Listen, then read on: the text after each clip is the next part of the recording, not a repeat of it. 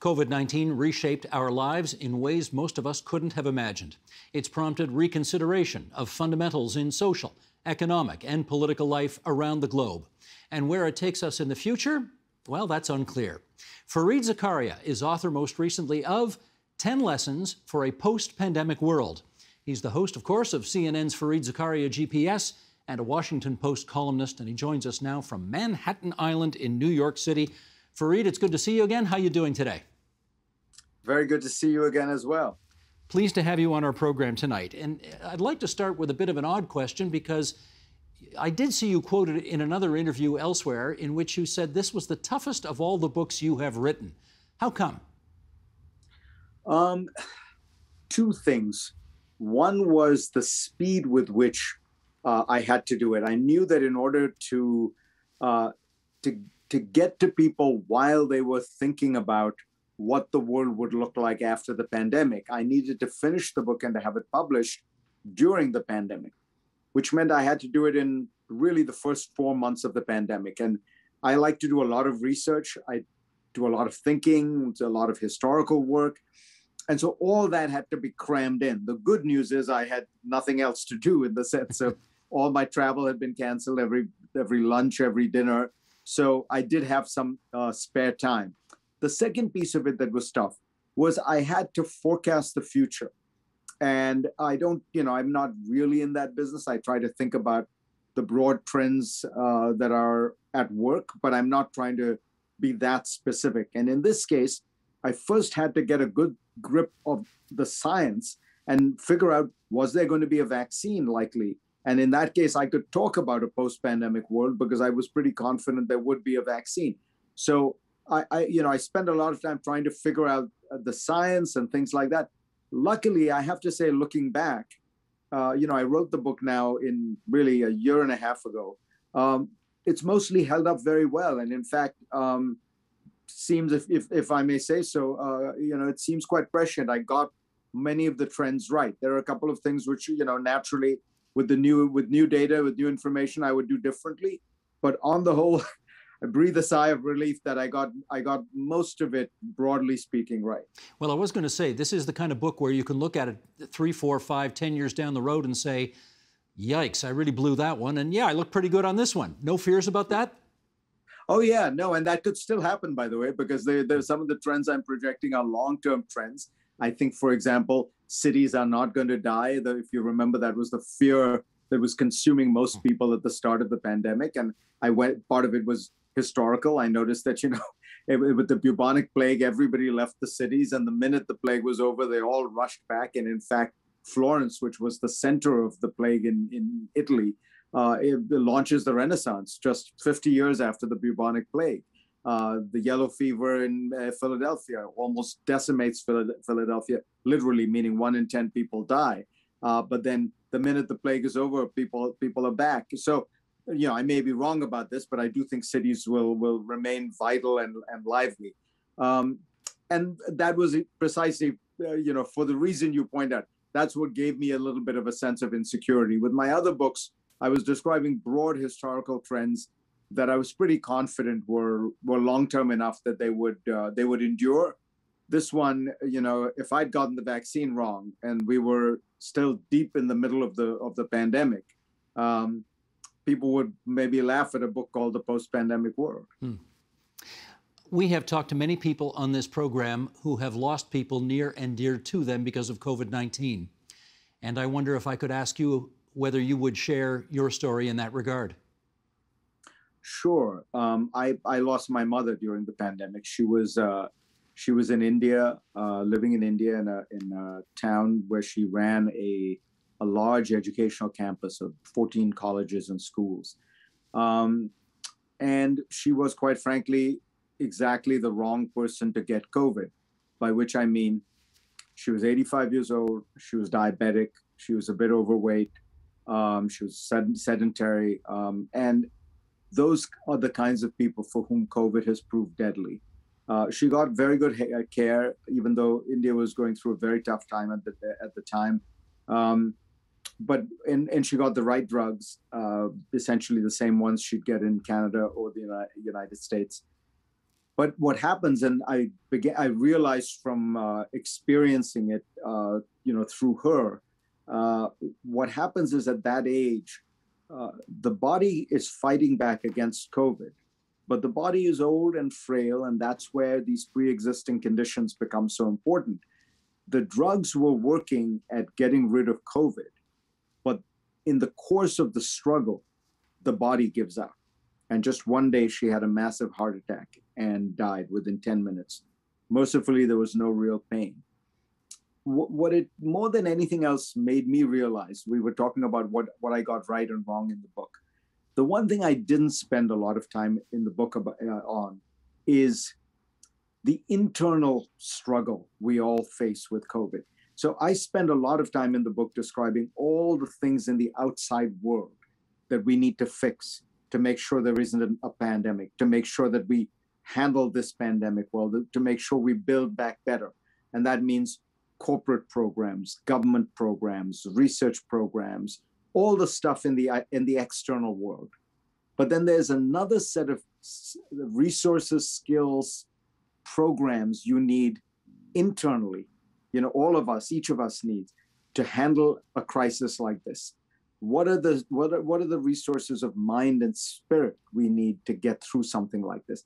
I didn't think a lot about that. And I learned the hard way, because I discovered that, when you lose somebody that close to you, my mother was the dominant influence in my life, you need internal resources as well. There isn't a government program in the world that's going to help you. Just for those who don't know, your mother, of course, a highly respected journalist who lived in India. So you are, I guess, to some extent, a chip off the old block. And while nobody would want the wisdom you now have, no one would want to acquire it the way you did. Do you think it has given you added insight, added empathy, added wisdom because of what you and your mother have gone through? Oh, of course. I'm very much a believe that you learn in life holistically, by which I mean you don't just learn through books, you learn through experience. In fact, one of the things that I tend to do, I try not to repeat myself too much in commencement addresses, even though you are talking to a similar group of people and trying to provide advice. One of the things I often do tell them is, at the end of my address, I'll say to all these 18, 19, 20, 21-year-old kids, I say, there are some things in life you will only learn through experience. You will never be able to understand it theoretically.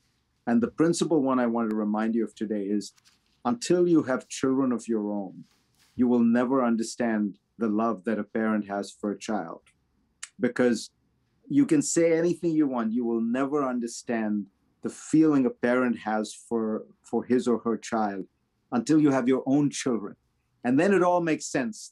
The crazy calls at all times of the day, the texting, and I say, so this day of all days, take a moment to thank your parents, right? And so it's a perfect example, it seems to me, of something you only learn when you have experienced it yourself.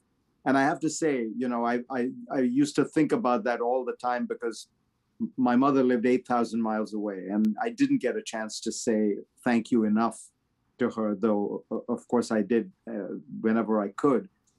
But you only realize some things like this when you actually go through them. And to go through, my father died 15 years ago, so this is that moment where you suddenly feel all alone in the world, and it's not a terrible feeling. I mean, I have kids of my own, I have warm family, good close friends. But there's something about losing that last parent, which is, it really makes you feel very differently. This next phase of your life feels very different. Totally understand. Let's talk U.S. politics. Certainly, those of us who were watching television on the 6th of January watched in horror and fascination from this side of the border at what was happening in Washington, D.C. Your country at that point looked about as polarized as it's got, as it could get in my lifetime. We're now several months into Joe Biden's administration, and I wonder what you see on that front now. On that fundamental front that you described, I think things haven't really changed. This is, again, one of those longer term historical trends that I'd love to say, you just flick a switch, inaugurate a new president, and it changes. No, we are more polarized than at any point you've seen in your lifetime or mine. The data is very clear. We are more polarized in the United States today than at any point since the end of the Civil War. And think about the polarization there, which was essentially around slavery, the South versus the North. Biden has, I think, done what he could to restore some sense of normalcy and dignity to American politics. I think it's worth pointing out American democracy, in a sense, endured. It sustained itself. At the end of the day, nobody played any kind of games with the electoral counts.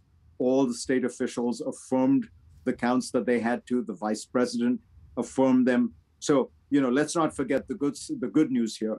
But the bad news, Steve, you're exactly right, is we are very deeply polarized. And that polarization, my fear is not nearly over yet. It is a polarization that really is, it's essentially around three or four things now. It's about culture, class, identity.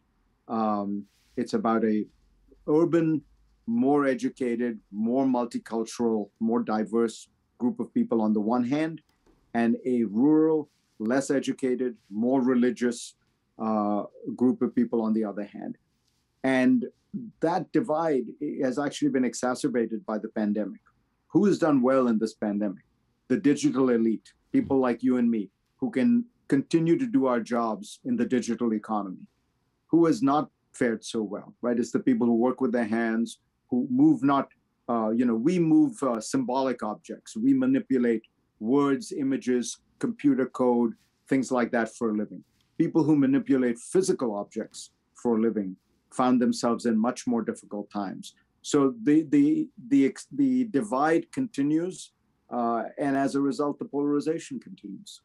Well, let me follow up on that left versus right in your country right now, because I hadn't actually said it, I had not seen it really described as cogently as you did in your book when you said very little gets done in America because the right wants to prevent governments from doing anything because of its natural distrust of government, and the left wants to put so many regulations in place to tick off so many boxes and protect so many people that nothing can get done for that reason.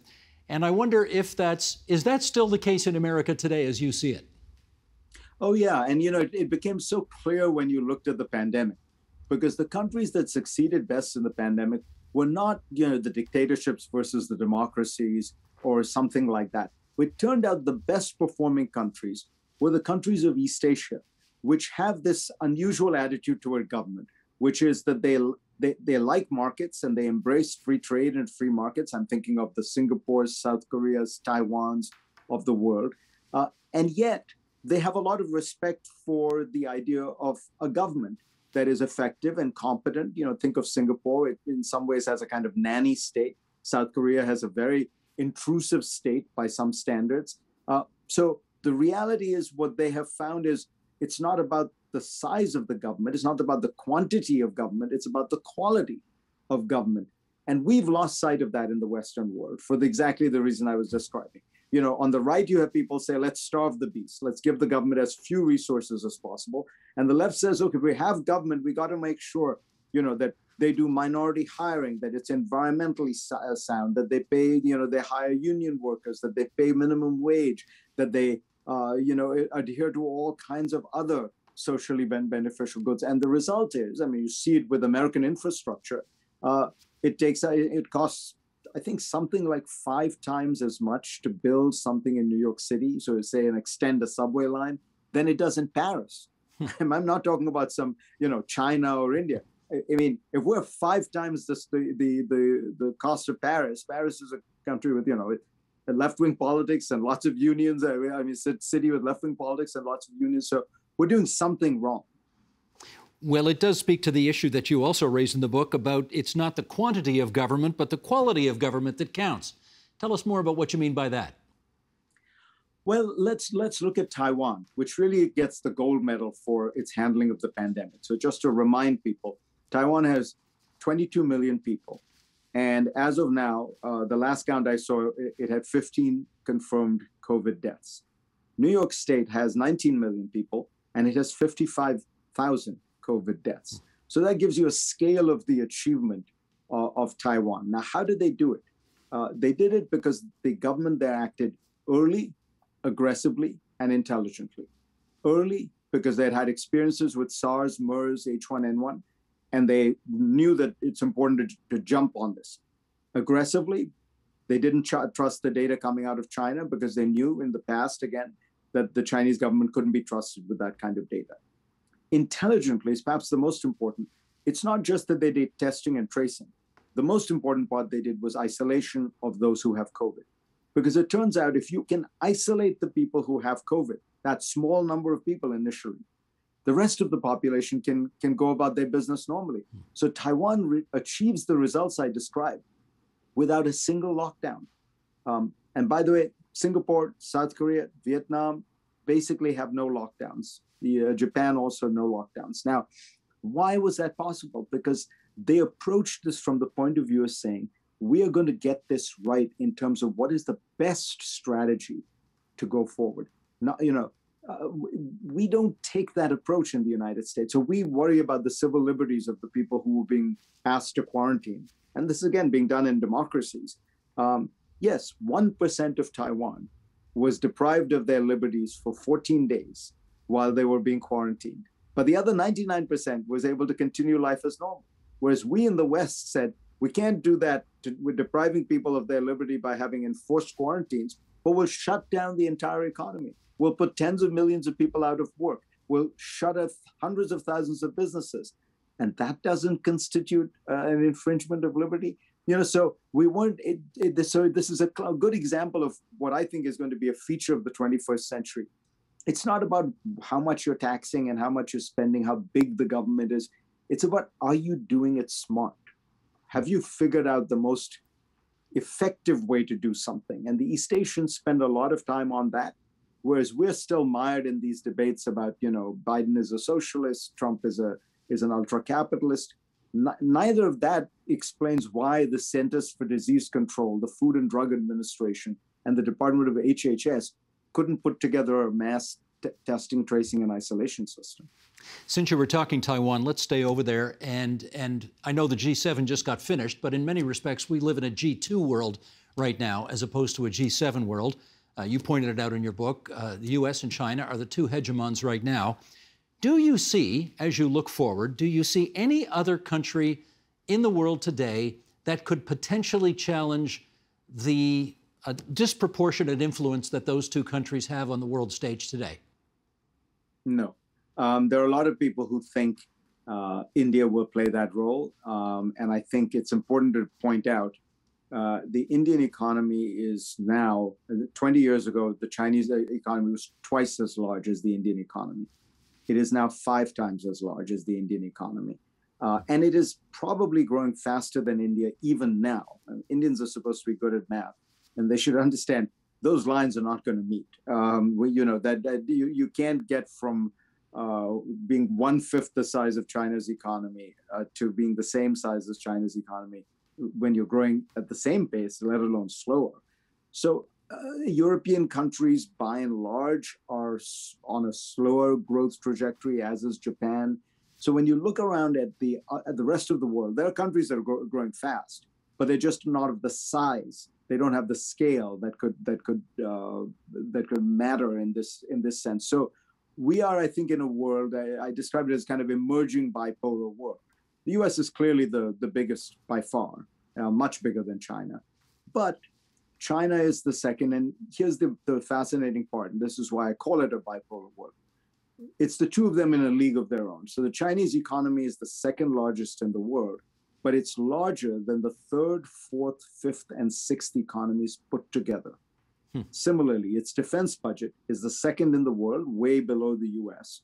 But its defense budget today is larger than the 3rd, 4th, 5th, and 6th put together. So that is Russia, India, Britain, and France's defense budgets put together just about equal China's defense budget.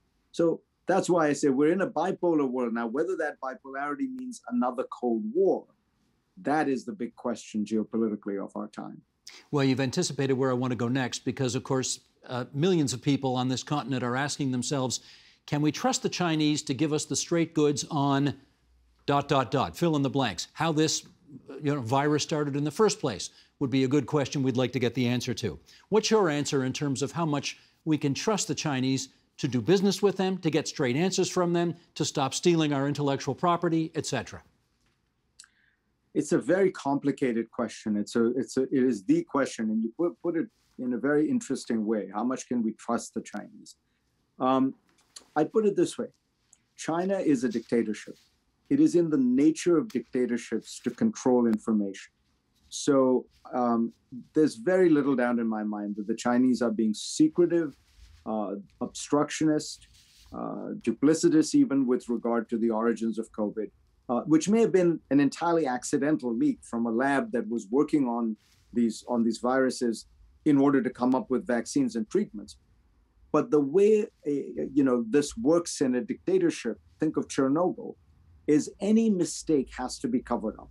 And transparency is the enemy of a dictatorship. So don't expect transparency. Don't expect open and free flows and exchanges of information. But that said, China is not Russia. I think this is a very important distinction to make. Russia is kind of a spoiler on the world stage.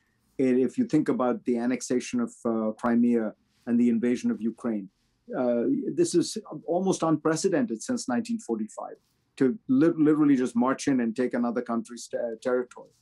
If you think about what it's been doing in Syria, bankrolling really mass murder and slaughter on a scale that is breathtaking. If you think about what it is doing in the world of cybercrime, it has at the very least encouraged, if not directed, massive amounts of cybercrime and cyber theft. China is not playing that game. China is trying to rise within the world, gain influence, gain strength, the kind of traditional great power rise. And so there are areas, I think, where one could imagine cooperating with the Chinese. They have kept to their end of the bargain on a lot of things, from climate change to even in trade. There are places where they have certainly cheated, but let's be honest, there are places where the United States, Canada, the European Union also fudged the rules. China has not proved to be an outlier in those areas. It is a responsible country that makes commitments and keeps up to them. But don't expect them to behave like a liberal democracy with regard to something like information. They're not. Let's pivot to the Middle East here now, Fareed. And to that end, I want to quote something that you wrote recently in the Washington Post, where you wrote, "It has been the same way for decades. Every time violence between the Israelis and Palestinians erupts, governments around the world urge de-escalation, a ceasefire agreement is reached, and experts warn that the situation cannot continue like this. But it has, and it will.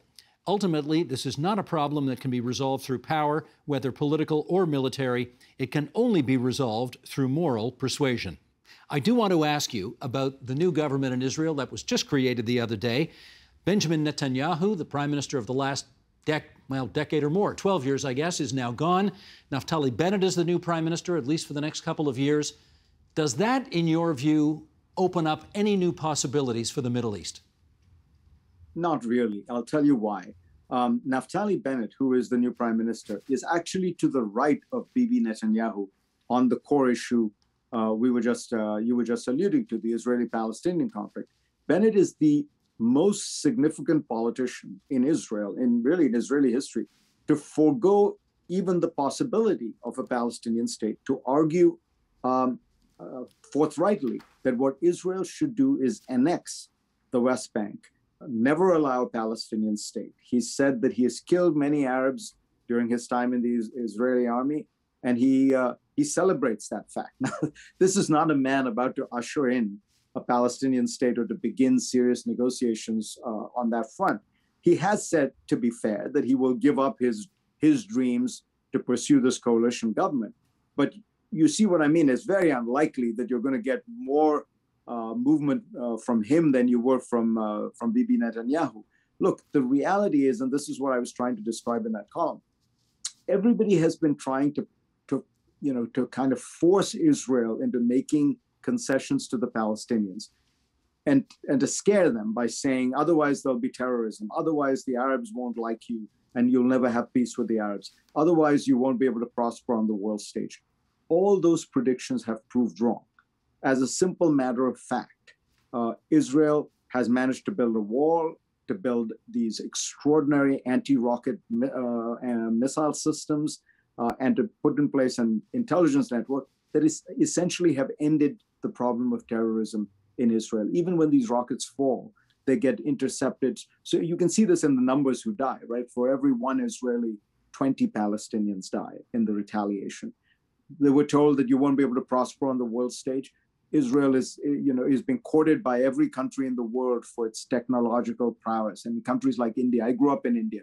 India had no relations with Israel when I was growing up. Now, out of necessity, they feel they have to. Russia has forged deep ties with Israel. Again, Russia used to be the biggest bankroller of the Palestinian Liberation Organization. And now even the Arabs are normalizing relations with Israel.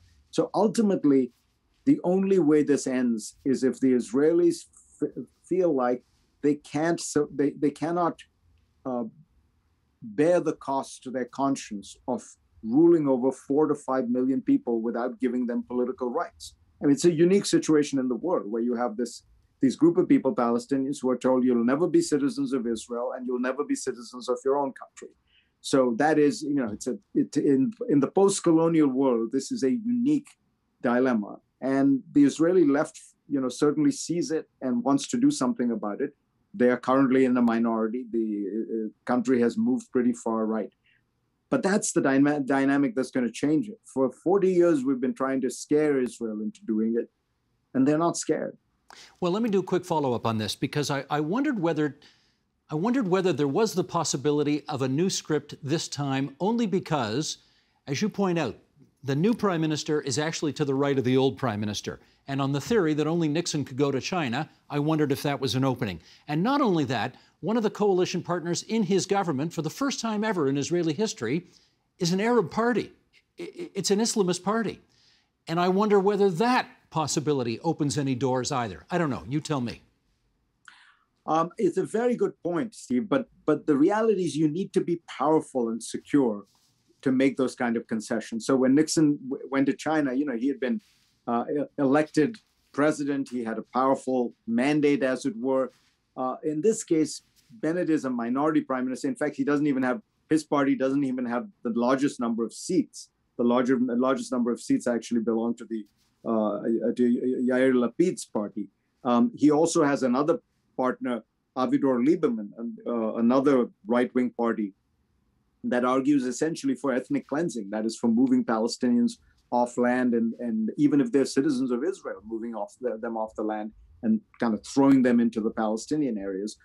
But they do also have the Israeli Arabs, as you point out. And that piece of it, I have to say, without being quite sure what I mean by this, that piece of it is historic, because it means that the Israelis have accepted that the Israeli Arabs, who are 20% of the population of Israel, are legitimate political actors in the country and have legitimate political grievances and rights.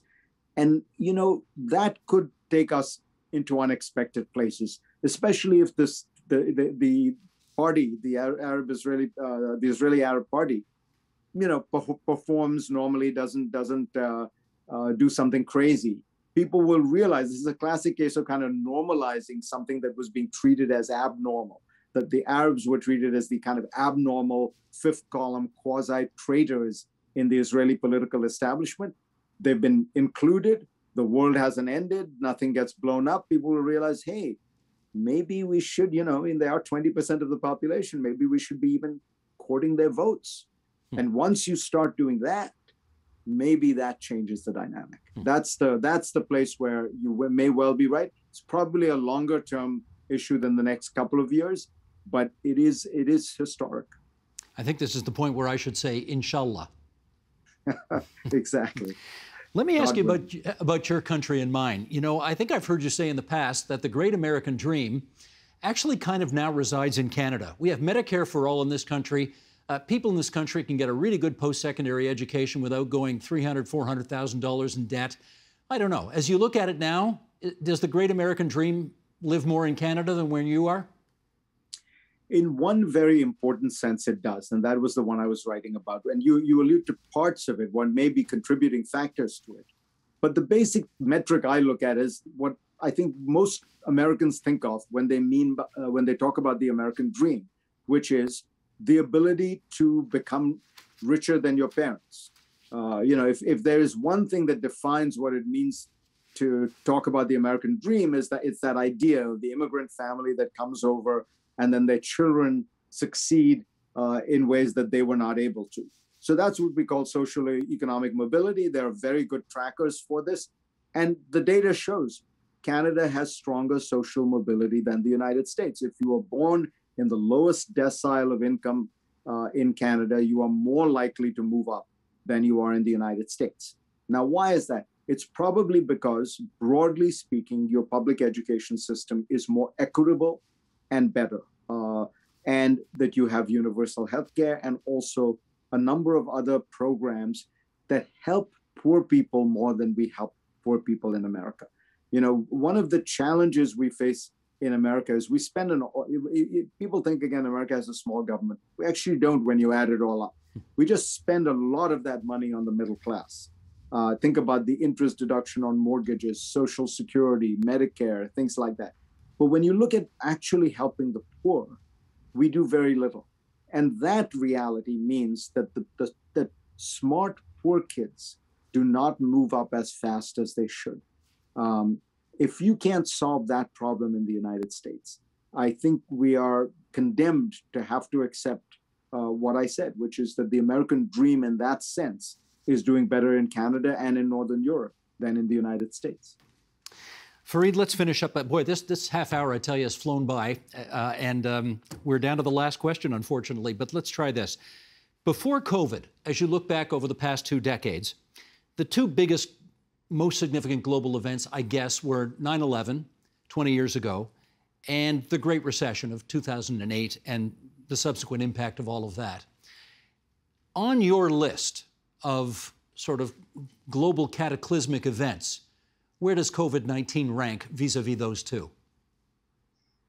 I think it is broader and deeper in many senses. If you think about it, if you were a person living in Japan or South Africa or Brazil, 9/11 didn't mean very much to you.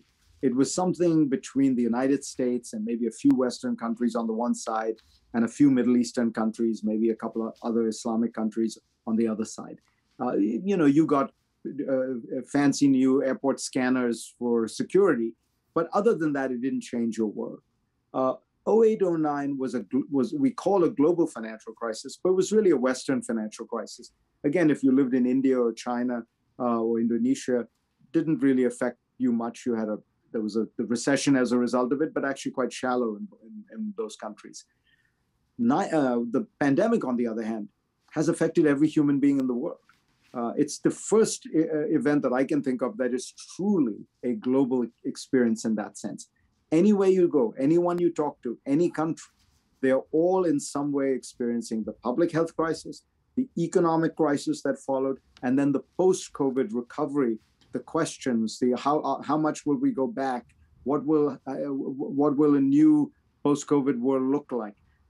Everyone is facing these challenges. So, and it shouldn't surprise us in some sense. This was the great reshaper in history, historically. So if you go back, thousands of years, the thing that could kill people on massive scale was a pandemic, not even a war, because if you go back before, say, the 19th century, wars were set-piece battles fought between armies, often volunteer armies on battlefields where they'd stop in the night and start again in the day. It was plagues that caused huge transformations. I mean, if you think about it, Western literature begins with the plague.